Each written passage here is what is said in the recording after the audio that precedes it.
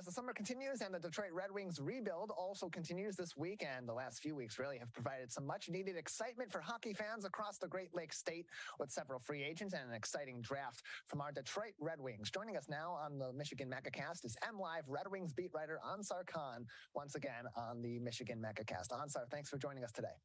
Yeah, glad to be with you.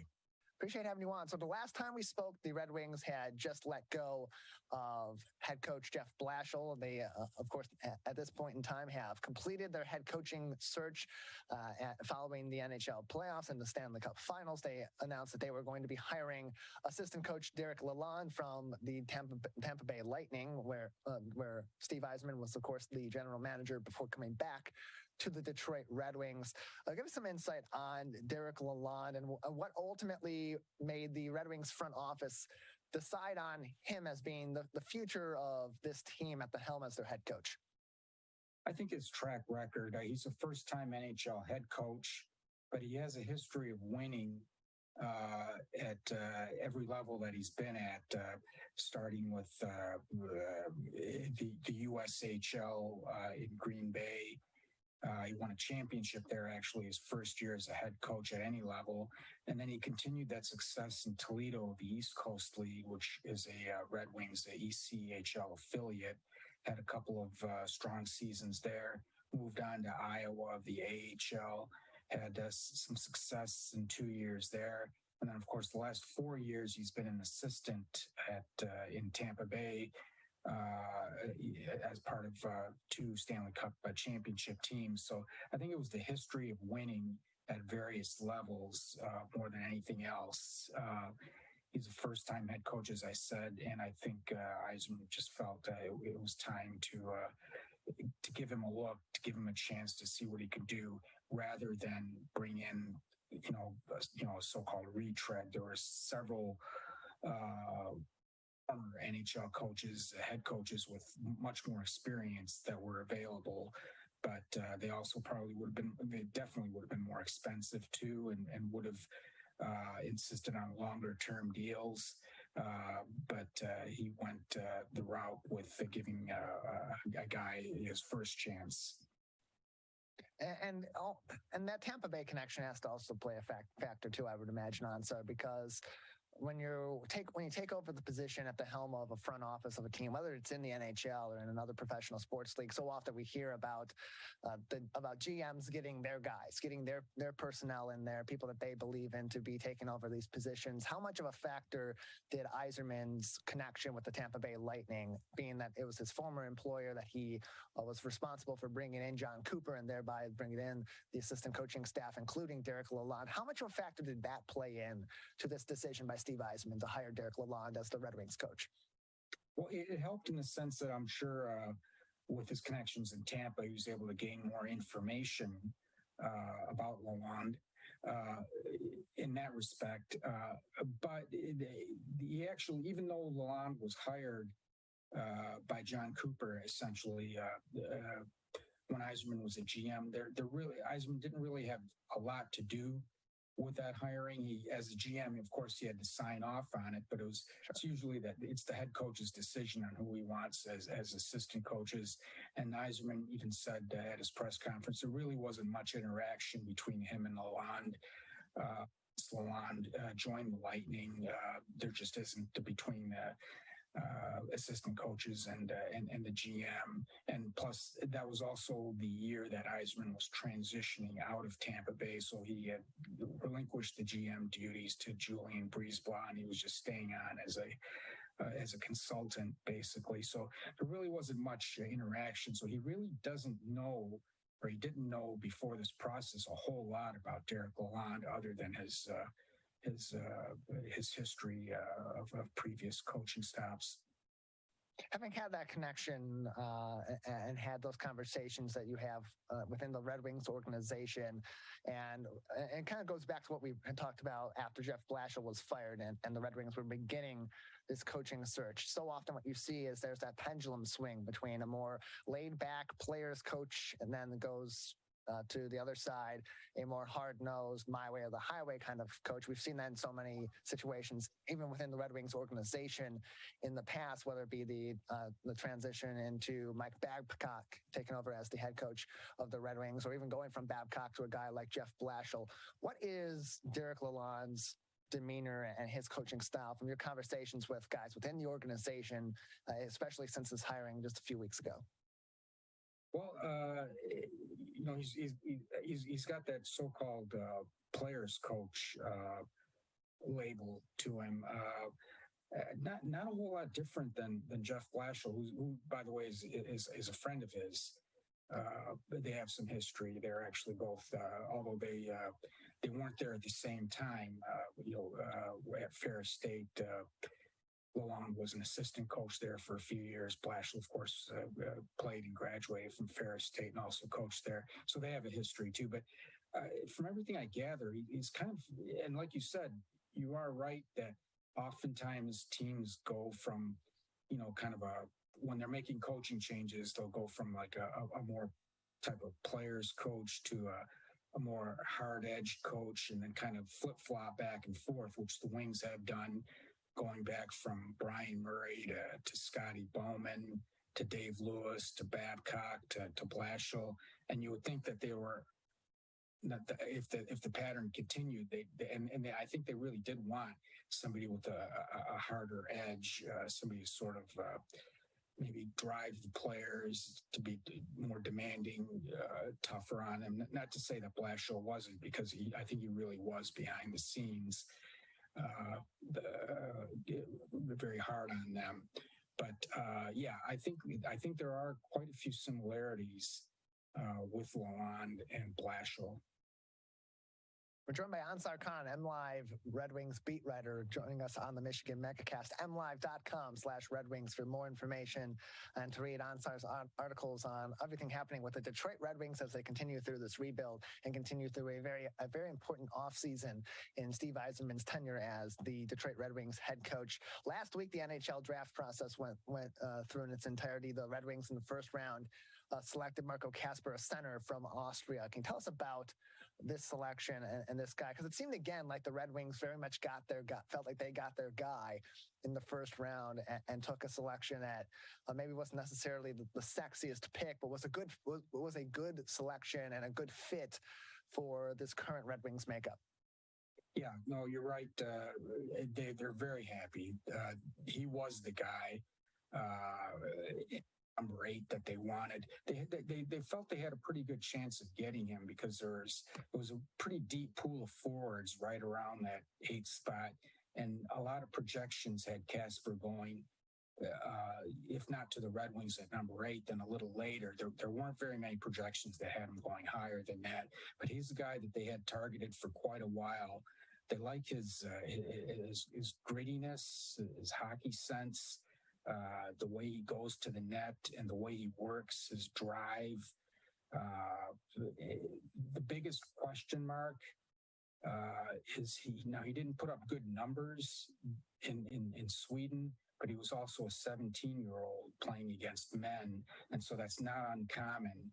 They do think that he has a higher offensive upside, which obviously as a number 8 pick, they're going to need to see that. They don't just want a checking line center as a number 8 pick, but they do think his offensive game will blossom once he gets to the NHL. But yeah, they like his size, the way he was. One of his teammates kind of described him as a kind of a dirty player around the net. And they need more of that. They need to be tougher, a team to play against. They need to play with more of an edge, and they think that he will fit right in that regard. We're joined by Ansar Khan, Red Wings beat writer with MLive, joining us on the Michigan Megacast. MLive.com for more information and to read all of his articles about the Detroit Red Wings throughout this offseason. Also happening in the draft, this was in the mid-round. In the third round, they made a trade with the St. Louis Blues for goaltender Ville Husso. And so following that trade, they also signed him to a 3-year extension. So now a little bit more depth at the goaltender position between Alex Nedeljkovic and now having Ville Husso Husso there. How important was it for the Red Wings, especially given the defensive struggles and the goaltending struggles as the season progressed last year, to really bolster that defense and the goal protection this offseason and do it through the draft too, so that it's sustained through the years? Yeah, the Husso trade was big, and again, he gave up a third-round pick, which really is nothing. It's not for a potential a goaltender who could be a number one goalie. He's probably going to split the load with Nedeljkovic, and then basically whoever plays better will play more. But that was a good pickup because a lot of teams were looking for goalies in the free agent market, and there weren't a whole lot of quality ones out there. The Wings felt they got that, and they were happy that they were addressed that before free agency. The thing with Husso is put up good numbers the last couple of years in St. Louis, particularly last season, but he did fade a little bit towards the second half of the season. Did not have a good playoff. But of course, part of that could also be they played the Stanley Cup champion Colorado there in the second round, a very powerful offensive team, but still a little bit of concern that way that he needs to be more like the goalie he was through the first half of the season than second half.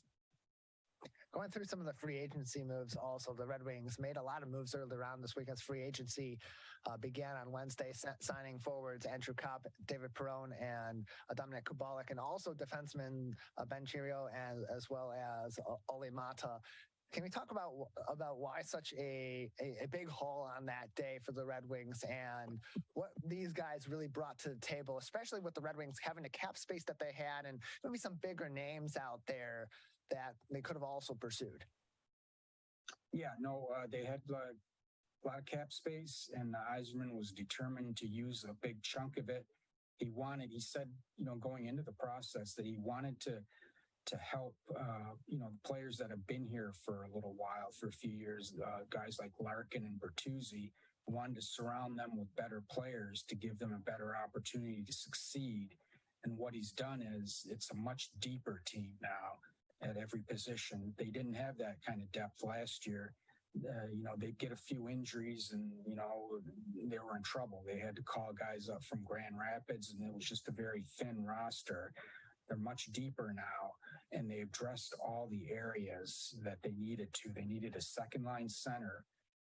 That was their main focus, their main need. And they got that with Kopp, a couple of scoring wingers in Perron, especially his right-handed shot, which is important. Perron and Kubalik will also help out in the power play, which was near the bottom of the league. It's always been near the bottom of the league for the last several years. That's something that has cost them a lot of games, and that needs to be fixed for sure. And then defensively, which was their main problem last year, especially the final 2 months when they just collapsed. With Sherratt, who's a big stay-at-home defender, and same with Mata. He's got good size, a defensive guy, not an offensive guy, a defensive guy. So they feel that they've shored up that, and they've also added size and grit on defense. And they really need to be harder to play against. I think this team was way too soft last year, both physically and mentally. They got pushed around at times, and when things got tough in some games, they just folded. There's a couple of games there where it looked like they just stopped playing.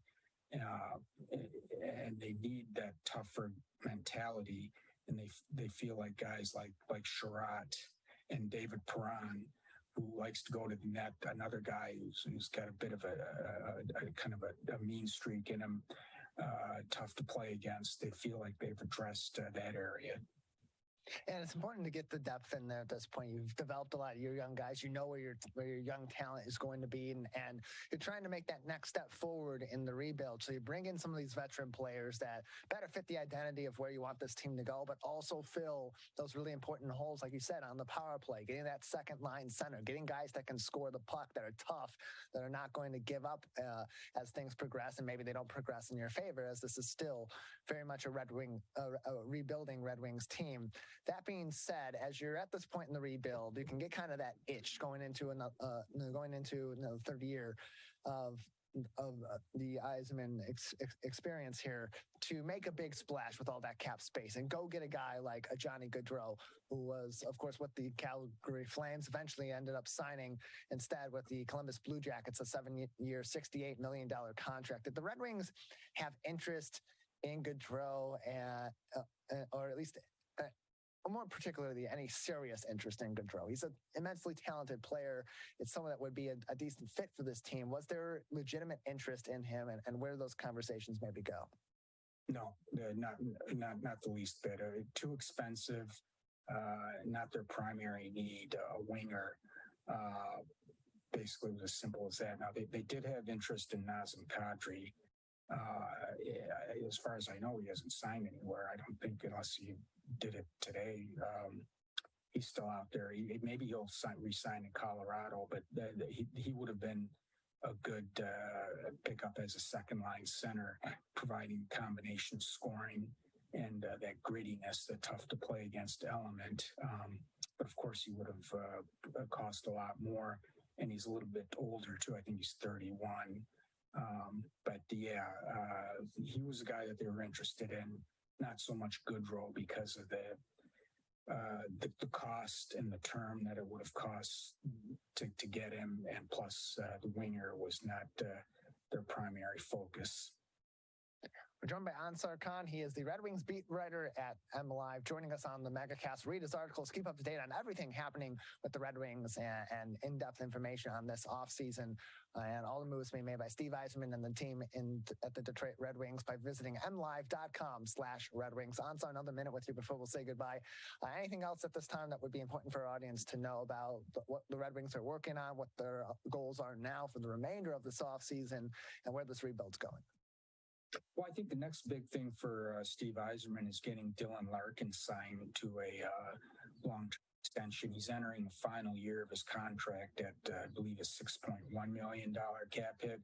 So he will get a raise in a long-term deal. I'm guessing probably somewhere in the $7 million range, somewhere in that area. But it's something that will get done without a doubt. Obviously, the captain and Metro Detroit native, loves being a Red Wing, so there's absolutely no concern there that they won't be able to work out a deal. It's just a question of when, and if it doesn't happen in the off season, I'm sure it'll happen sometime early in the regular season, and it'll be a long-term deal. And he is one of those guys, kind of like you go back to some like Yzerman himself, Nick Lidstrom, all these former captains, Henrik Zetterberg, who just seems destined to play his entire career as a Red Wing. Yeah, hometown guy as well in Dylan Larkin. Ansar, thanks for joining us today. You're welcome.